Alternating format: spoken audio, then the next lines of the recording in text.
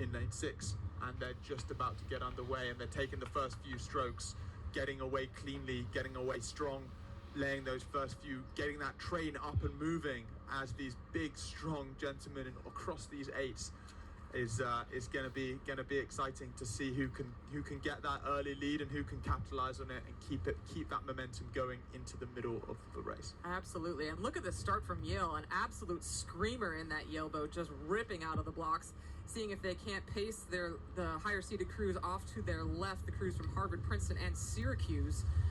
But Yale really on a tear here in lane 4.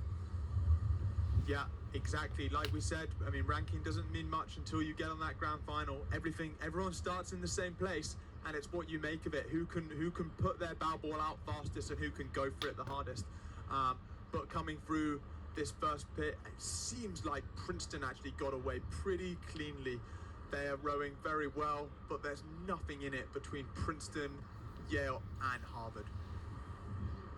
Yeah, almost nothing to call between all 6 boats in this grand final. Maybe the only thing that we can say with any real decision is that Penn is sitting a few seats down on the rest of the field, but it's a matter of seats between the remaining 5 crews. Coming up to the first 500 now. Who's first across the line? It looks like it is Harvard by just inches over Princeton across that first 500 meter mark. Yeah, super close, super exciting, and this is for the title. Who's going to be crowned the Eastern Sprints Junior Varsity Champion? Everyone wants it. Everyone wants that accolade. Everyone wants to get those shirts from their opposite crews. You don't want to give away your shirt. You want to come away victorious with a pile of shirts in your seat at the end of the day. And who is that going to be? I think too close to call between Yale. Too close to call between Princeton and Harvard. Actually, on that far side, they look like they're striding into a pretty good rhythm there. And I think Harvard have just taken half a seat over Princeton. Yeah, I think you're right. I think Harvard has done the best to really start to stride out into their base rhythm as we're entering this middle 1K of the race. It's given them maybe just another seat or 2 advantage over Princeton, and Princeton sitting now half a length up on their next closest challengers, this fast-running crew from Syracuse in lane 3. But let's not rule out this crew down at the bottom of your picture, that sneaky mover in lane 6. It's the crew from Dartmouth challenging now for that 3rd place position against Syracuse. And in the middle of those 2, it's our crews from Penn and Yale just really starting to lose a little bit of traction on the front of the field here. We're going to have to see if that fast starting crew from Yale and the crew next to them from Penn have something to say here in the second 500 to get back into the action. Yeah, Harvard leading the way, a few seats up on Princeton, and Princeton looking pretty relaxed here though.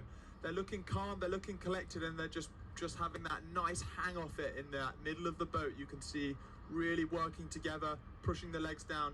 And we will see how they can continue going into this strong chunk of a rhythm, looking how they can continue to challenge Harvard. But no one getting away at all. It's close.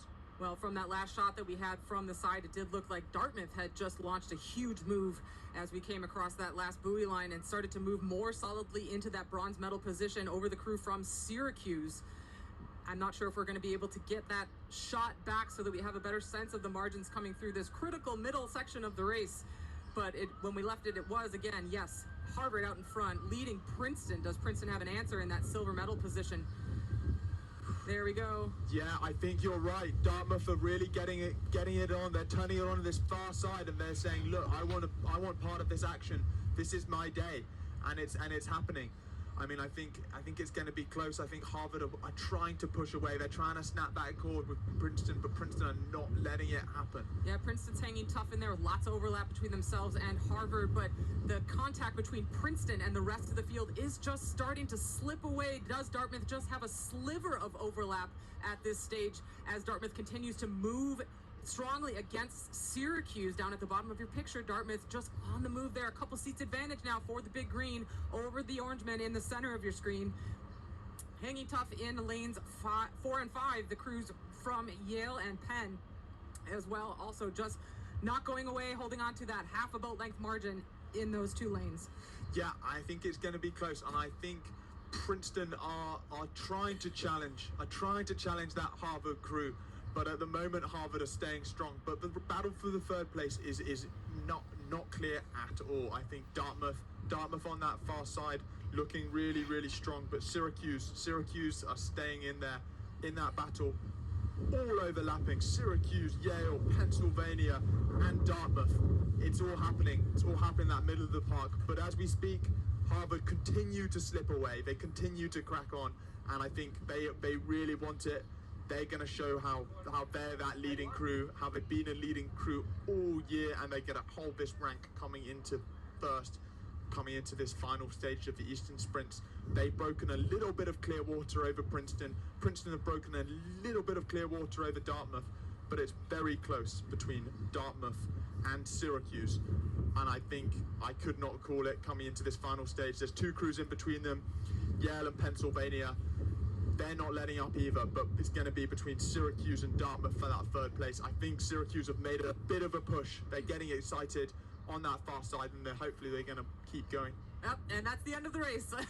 Unfortunately, yeah, with the drone, when we're way up high in the air like that and there's some texture on the water, we lose the finish line buoys a little bit. But great final 500 meters that we saw from all of our crews. Harvard, your early leaders really wrapped it up early for themselves in that gold medal position. Chased hard by